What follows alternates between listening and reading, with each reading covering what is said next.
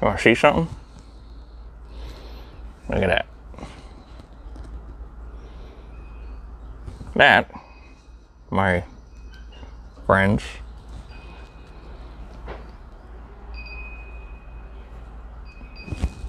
is John Cotton's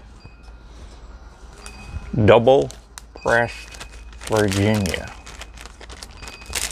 Yep. I normally don't do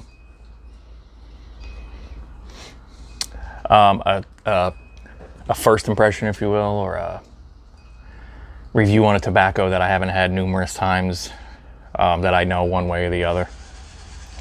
But I was intrigued, as I'm sure many of you have been. And what is that godforsaken noise?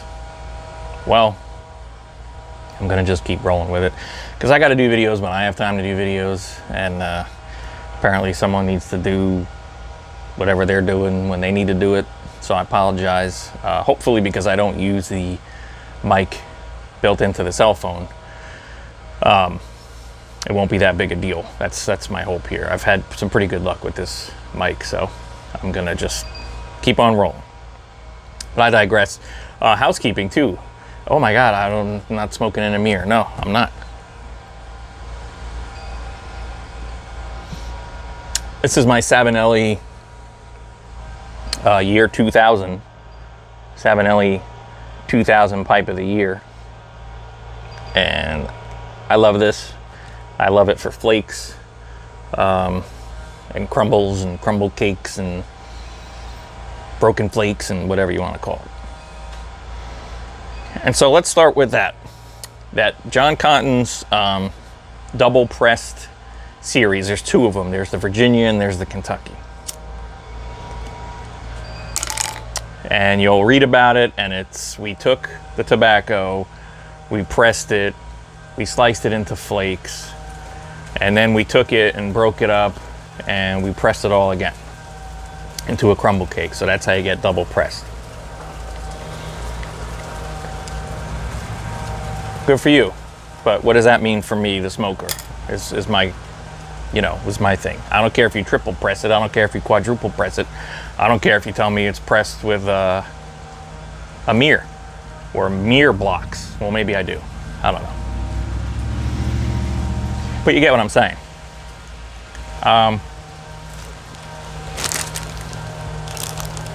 So what you got,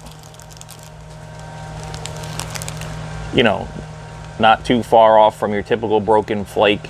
A little bit darker than I was expecting it to be, honestly. I have it in here. I don't have a tin. This is from the Chicago Pipe Show, so I don't have a tin. So thanks, Dion, Classical Pipes, for sharing, as he always does. So I'm not going to take all this out. I took that piece out to show you, and I put it back already. But it's fairly dark, at least darker than I thought it was going to be. And of course, the Virginia is just Virginias, and the Kentucky has Kentucky and Virginia. We're talking about the Virginia here. So it is made up of red and bright Virginia, and that's it. Straight Virginia. So if you don't like Virginia, you're not gonna like it. Right or wrong? Well, they say it's the Virginia for the people who don't like Virginias.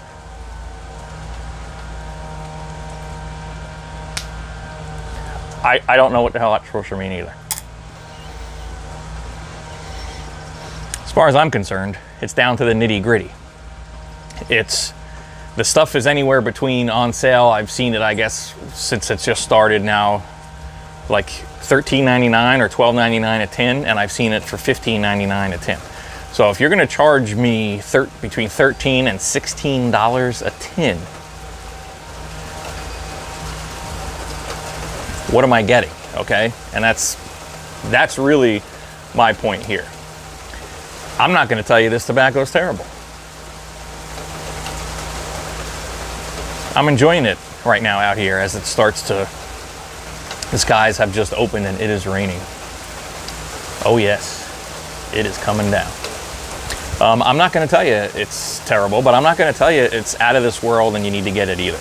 And I'm definitely going to tell you that you don't need to spend $16 a tin on it.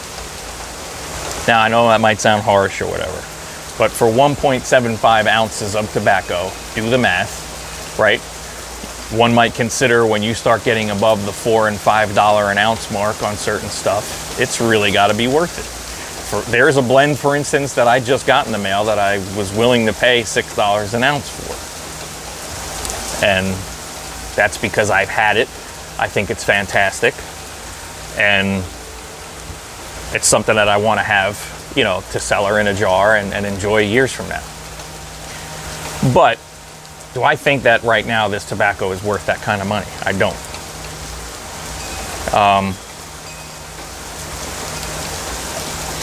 By all means, get a tin if you want. But what I'm finding, and again, it's not bad. I'm doing this as almost a you know, bang for the buck type explanation, if you will, because that really hit home with me, because a lot of the stuff that I get or stuff I've talked about is, you know, right in your average price range. And you know, stuff's $10 a tin, $12 a tin, whatever, and you're kind of in there. You start getting to the 14, 15s. Now we gotta take the price into consideration. And let's face it, we're all on some type of tobacco budget, right? We don't have unlimited funds that we set aside for tobacco, or maybe you do, and you know, that's good for you. So what I'm gonna tell you is,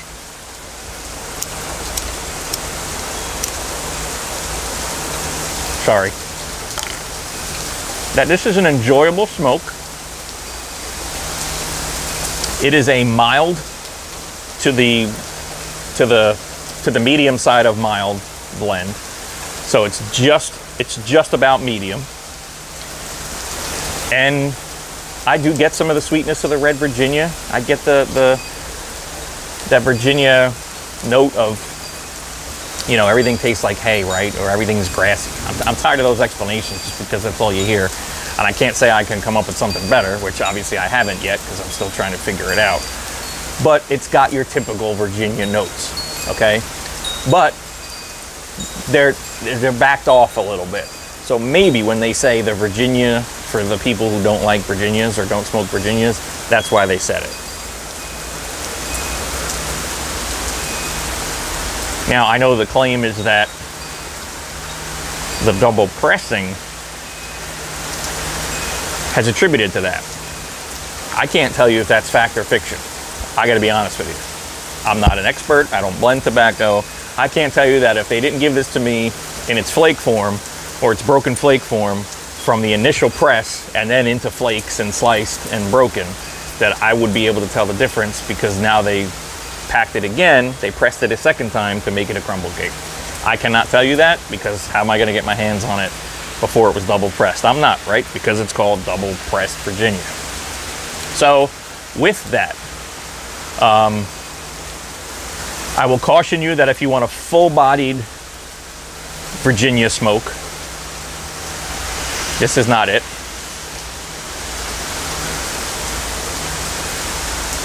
And that if you're on the fence because of the price, come back down off the fence and don't take the leap. However, if you can grab a tin on sale, buy one, see what you think. I'm not discouraging anyone. I'm not trying to tell you this tobacco is totally not worth ever trying. Someone may say, wow, this is my favorite Virginia because they don't love Virginias. And this one, again, has those notes of hay and that grassy and all. A little bit, it's backed off a little bit.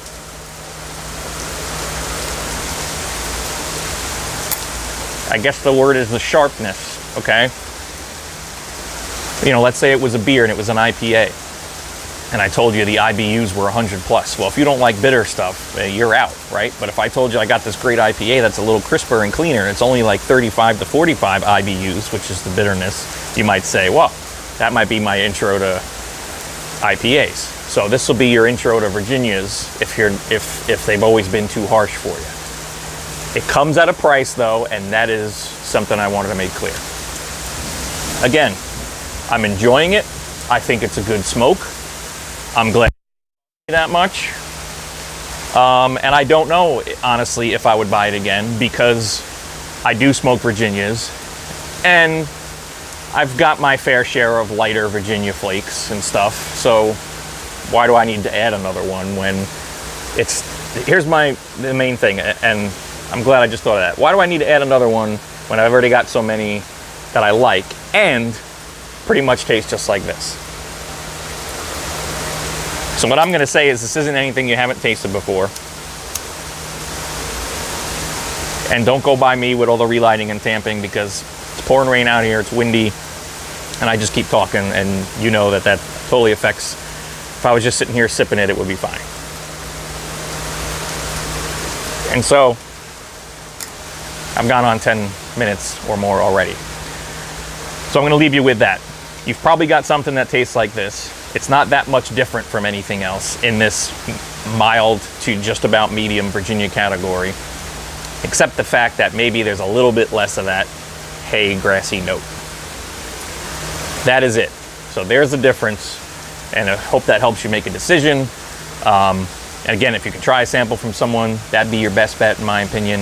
If you feel like taking the plunge, I would buy one tin maybe on sale and go from there. I wouldn't stock up on it to get a whole bunch to age, just because there's a whole bunch of other blends out there that I would recommend before this that are in that light Virginia category. So it's nothing you haven't had before.